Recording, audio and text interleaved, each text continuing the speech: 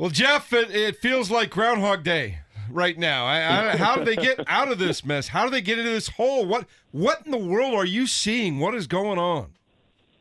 I mean, you see a team that self-destructs. I mean, that's the bottom line is that, we talk about it all the time in the game that more games are lost than won, and they're finding ways to lose, whether it's, drops, whether it's interceptions, whether it's, big plays, from the other side on the defensive side. It's just one of those games you saw like you never felt like the Jets ever even felt pressure. Darnold, I think he had 6 incompletions the whole game. They run the ball okay. I mean, obviously from the week before, it would look good to the numbers, but you just never felt that they had any type of pressure or ever felt real conviction that the Colts were putting any pressure on them. And that's tough because you got, your 2 starting corners for the Jets aren't playing. You think, hey, we can go get this, and just didn't play well enough, man. And it's everybody's taking a turn. It's not one group, one person. It's everybody. It's all 40, however many they dressed, taking turns at making mistakes. And ultimately, you can't win in the NFL without more consistency than we're showing. Jeff, I don't think anybody realistically expected the Colts, to win 10 or 11 games in Frank Reich's first season. But there comes a point where you need to start seeing some tangible results just simply to build a winning culture, because this is a team now for the past year and a half or so. You've been a 5-17 football team. How important do you think that is, that at some point here in 2018, yes, the playoffs are very unlikely, but you start finding wins so you don't have that cloud kind of hanging over you when 2019 gets here?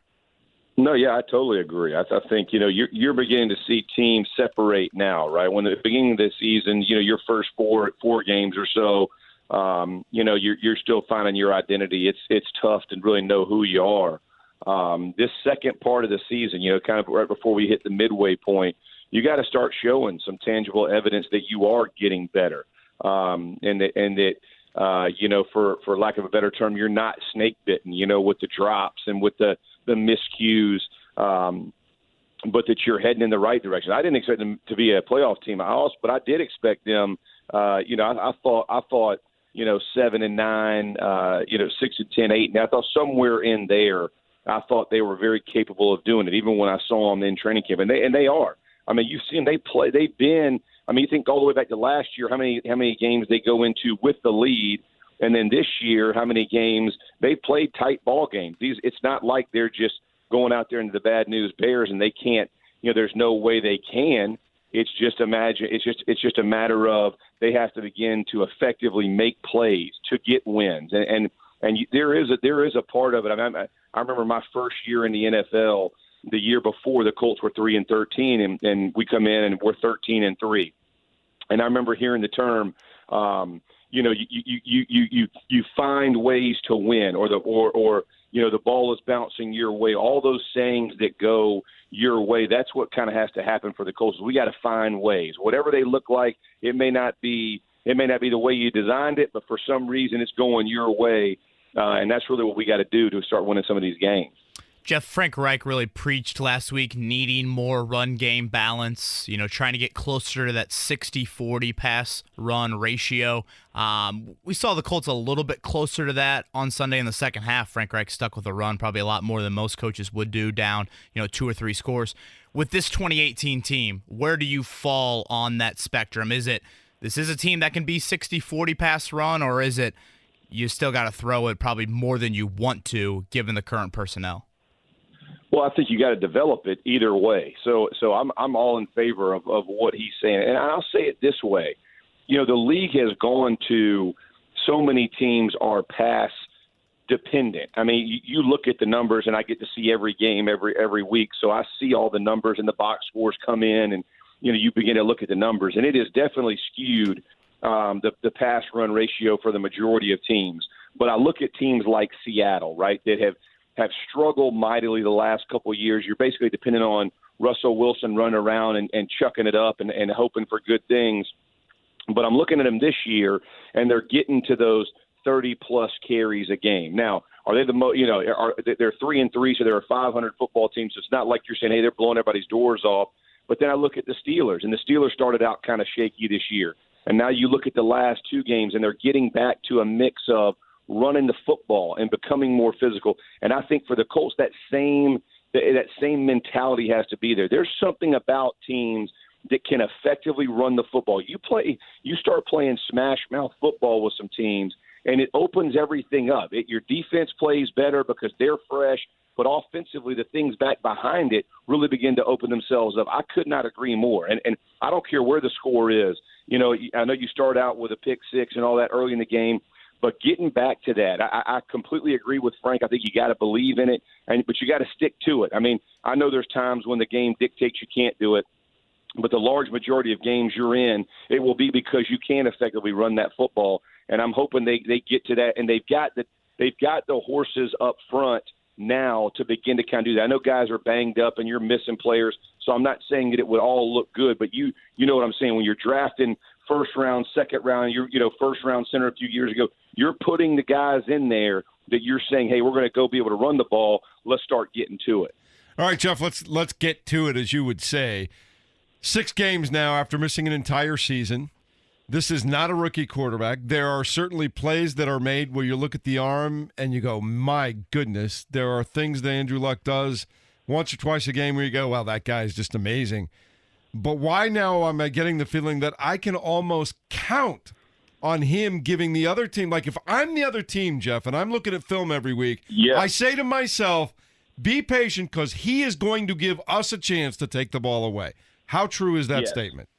It is true. It is true. And I'll say it this way. I remember Tony Dungy being in the locker room, and it didn't matter who we were playing. I mean, whether you're playing Brett Favre, who's a Hall of Famer, or you're playing, some quarterback who's only going to start for a year or so. He would show you cuts of plays and say, if you're patient and you don't, he's going to give you 2 or 3 opportunities. Now, do you make the plays? Do you make the picks? Do you make those momentum changing plays? But right now you can see, and here's the thing I can't figure out, because I'll go back and watch it, but I can't figure out if it's because we're getting the drops, so now you start to try to force the ball, or if he's just not seeing it yet develop. Because there's times when I see him hold the ball or pump the ball, and I can't tell quite, okay, is he waiting for the guy to get open, or is he hesitant? He's not going to make the catch, so he holds it, and it's that last second. And so just with him not playing as much, it's hard for me to know, hey, is this something that's going to stay there for him? Because in this offense, it's predicated on the quarterback making those throws. I played in it, so I know exactly what you're looking for. And that ball timing is everything. So when you see guys start clutch it and hold it, that means they're not confident where the ball's coming out. So I know it's a new system. He's got to get a new system, and he hadn't played. But you're exactly right, man. You can't give it to the other guys. I mean, that football is precious. You got to protect it with everything. You are not winning football games. The number one predictor is turnover ratio. Number one for every coach. That's how you start meetings. If we're turning it over, we're not going to win. Jeff, we talked a lot about the Andrew Luck effect and turnovers and all those kinds of things that a franchise quarterback has got to do to take care of the football. When you start looking back at the film, is it a decision thing? Is it a timing thing? What goes on with Andrew Luck the 2 or 3 or 4 times a game when he clearly just almost wants to give the ball back to the other team? What's happening there? Yeah, I mean, I think you go back and you question, is it a timing thing? I know it's a new offense. I know he hadn't played in a while, but is it an offensive? Is it a thing? Hey, he's not ready on the timing? Is it the drops? I mean, everybody's contributing to this thing, right? Is it the receivers aren't sure handing the ball's going back up, so he's clutching it and waiting on it. All of those things come into mind. But at the end of the day, the reason quarterbacks get paid all this money, and everybody talks about them being your franchise player and all that, is because they ultimately control the destiny of your football team. And the number one predictor in football is turnover ratio. And if you can't protect it at that position, you're not going to win a whole bunch of games. That's bottom. I don't care how good you are, I don't care how many points you can put up, all of that. If you don't protect it, you're not going to win. And so, at the end of the day, when we're going back and looking at it, for whatever reason it's happening, you are beginning to feel like consistently they're going to get 2 or 3 turnovers a week. And you're not going to win games in the NFL that way. You got to protect the ball, go back to the drawing board and understand what that looks like. But again, why is it? I'm not really sure. I wish I could put my finger, but he hadn't played in a long time. So, and it is a new offense. So those things are hard for me to tell. But in this offense, I've played in it. It is a timing offense. That ball can be out before receivers are open because you're kind of throwing them open, for lack of a better term. I know that's football, kind of cliche, but you're throwing guys open. And right now it's just not happening. Jeff, one of the big storylines here in Indy over the past few weeks have been injuries, and it's a storyline that we've talked about now for several years as well. I think the last 3 weeks, Colts have had like 20 guys ruled out due to injury, and their 3 opponents have only had 4 or 5. Is there any answer to that? Can you pinpoint, athletic training staff, strength and conditioning, a nutritional aspect? We are searching for answers and can't really find anything. Do you have any answers to why the Colts continue to have these injury issues? No, but I think you got to look at all of those things that you're talking about. I think you have to go back as a staff and as an organization.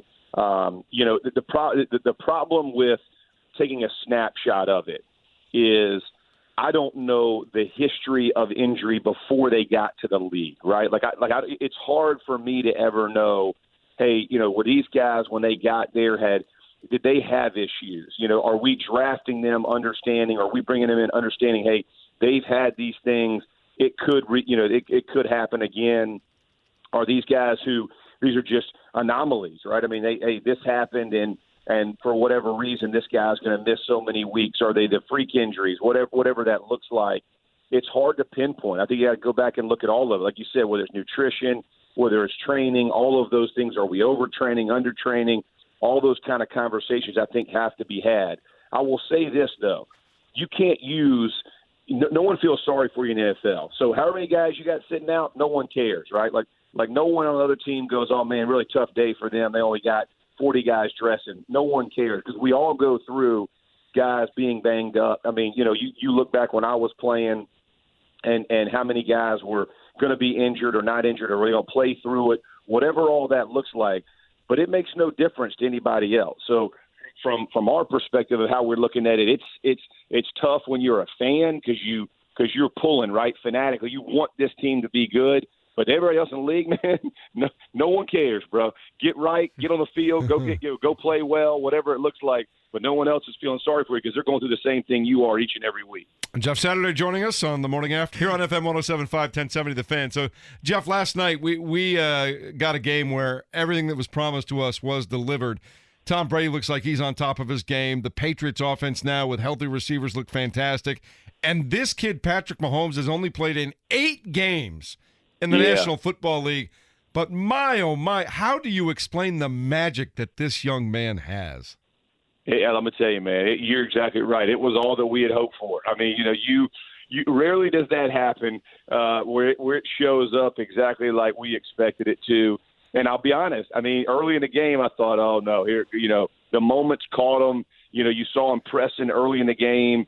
Mahomes had some overthrows, some guys wide open for some touchdowns early in the game, and he throws a pick late in the second quarter.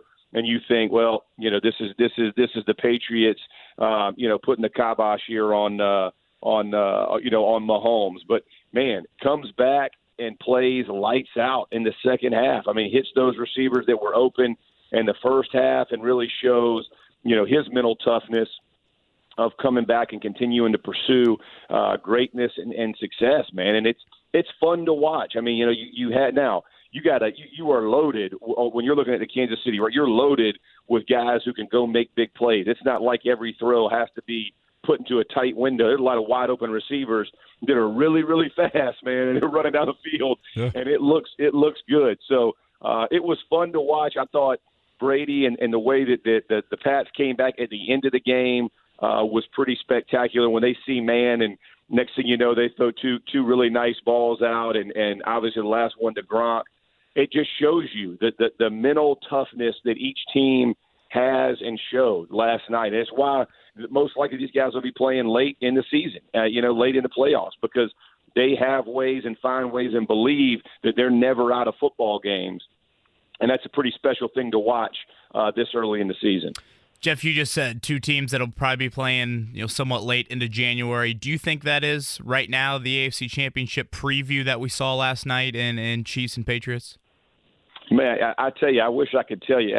I can't pick up on anything. I mean, you got the Jags throw up 40 against the Patriots in one day, and it looks like Bortles is going to be, just an incredible. And next thing you know, they can't find a win. It's hard for me to tell all the way. But if you had to, if my job depended on it today, that's who I would pick. I mean, both teams, playing well. Both of them will go back defensively. And I can tell you, neither defensive coordinator slept well last night. I mean, both of those guys are going, holy mackerel! We can't allow this stuff to happen. But ultimately, both of these teams look to me like, from an offensive perspective, especially, they're going to be able to put up numbers. They can run it, they can throw it, and anytime you got a team that can do both, it makes you very uncomfortable on the other side of the ball. Last thing for me, Jeff, have we seen the end of Eli Manning in New York? He may play some more games for them, but it's not been looking good. And all the reports that came out in the last 48 hours over the weekend, multiple players behind the scenes are like, this we can't run our offense right now. What are your thoughts there? Yeah, that's tough. When it starts coming from in-house, you got significant problems. And I'll tell you, man, Shermer. What a first year, right? Like when you start, you inherit it, and all of a sudden everything's going. Getting sideways in a hurry, and things are coming out of your locker room. When you lose the confidence of your locker room, it's almost impossible to get that back. And so I don't know who's saying, I don't know what the reports. I mean, obviously there's always the anonymous, and I never like that, but you can see that there is a lack of confidence right now, even with what OBJ said in his report here on ESPN. And it's tough, man, because you're not in every practice, so I don't know what throws he's making out there and not. And is it a game thing where all of a sudden it's not showing up? But it doesn't look good. And when you don't score but 30 points but one time, I don't know how many games, it doesn't give you. And listen, it's not just an age thing. I mean, you think about how people were getting after Dak Prescott before yesterday, scoring 17 points a game in Dallas. And it didn't matter how old you are. Do you have it? And when it's come out of your locker room, that never gives you the warm and fuzzies if you're a Giants fan or a Giants player. Jeff, as always, good to talk to you. We'll do it again next week. Try to stay out of trouble up there in Bristol. I know it's tough. I'll do my best. All right, buddy.